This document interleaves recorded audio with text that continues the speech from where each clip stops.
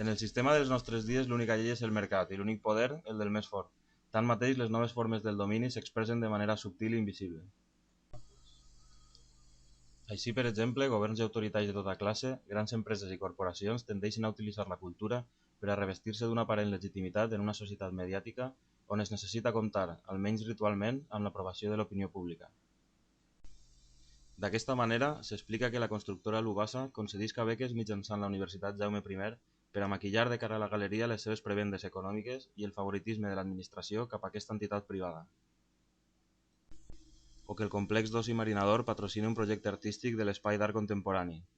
El mateix museu es converteix en un símbol de si mateix, en un reclam que ajuda a construir la marca del nou Castelló, modern i pròsper, exempt de qualsevol conflicte sociopolític que puga posar en entredit l'harmonia i la pau social.